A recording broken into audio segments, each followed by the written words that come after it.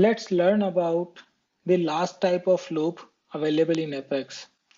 And this is also called a for loop, but this helps you to iterate over your list and set very easily. And the syntax of this for loop is quite different than what we have seen in our previous for loop.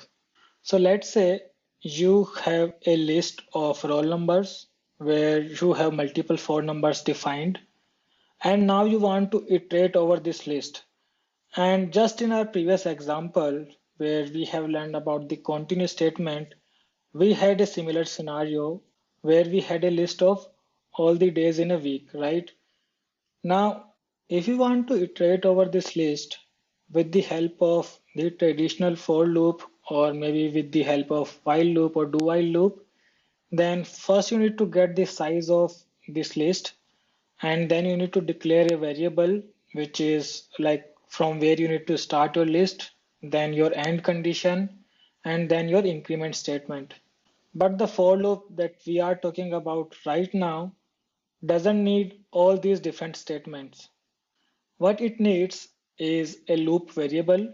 So this variable is going to hold the value of current iteration. So that means it's going to hold the current roll number.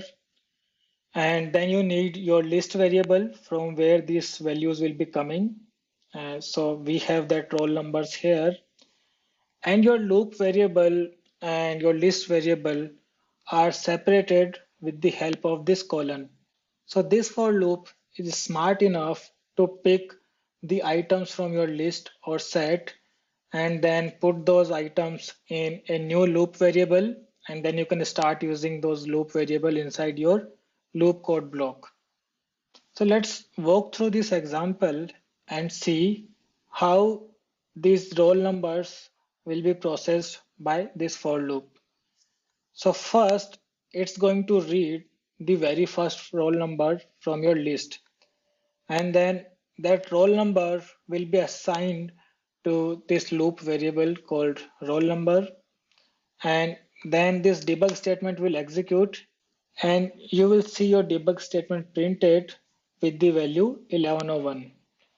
As soon as you process this iteration of the for loop, then it's going to move to the next item in the list, and this time it will pick 1324, and it's going to print 1324 using that debug statement. And then it will keep moving to the next element, and this is how it will keep on printing these values. So very easy, right? You don't need to declare a variable with starting value. You don't need a end condition, and you don't need a increment statement as well in this for loop. It is smart enough to know from where your list starts and where your list ends, and it's going to process all the values of that list or set.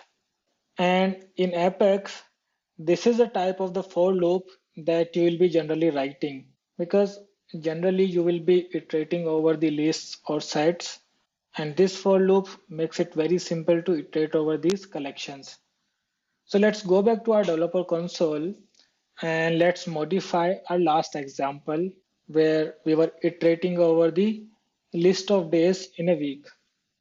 So this is the example that we had used in our previous video. It has a list called days, and this list has 7 items. And to iterate over this list with the help of the traditional for loop, we had to get the list size, and then we had to use a variable declaration statement and the increment statement. Now let's iterate over this list with the help of this new for loop that we have just learned about. So I'm going to comment this code, and here we are going to write our new for loop. So again we need to use the for keyword, and then we need to define a loop variable, and this loop variable's data type should match the data type of your list or set. So since our list stores the string data, we need to declare a new loop variable with string data type, and we are going to call it day. Then we need to use a separator, which is a colon. And after the separator, we need to give our list variable or the set variable. Our list variable name is days, so you can directly give it here. And then you can define your loop code block. So let me put a comment here.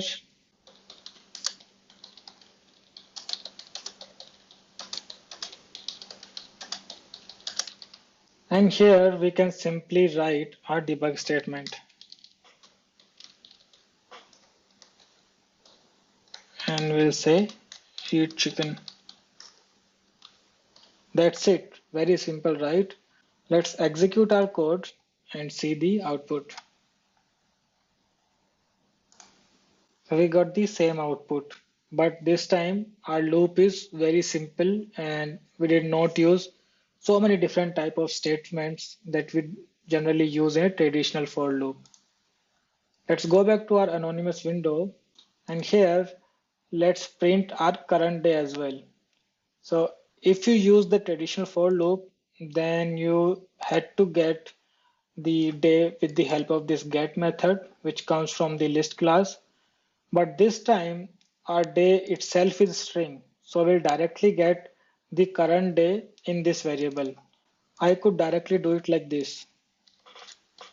It is, then we are going to concatenate a statement here, and we are going to use our day variable here.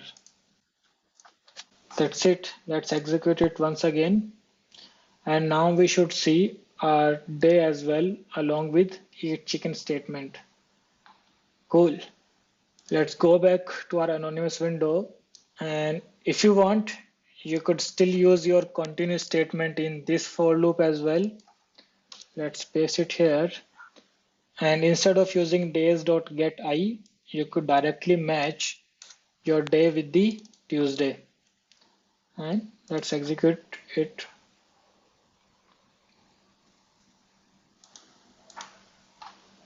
See, similar output, but easier than before. So make yourself comfortable with this new for loop because you are going to use it a lot.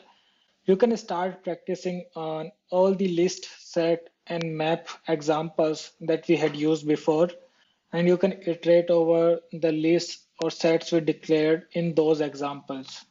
So this is all in this video, and this is the end of the loops in Apex.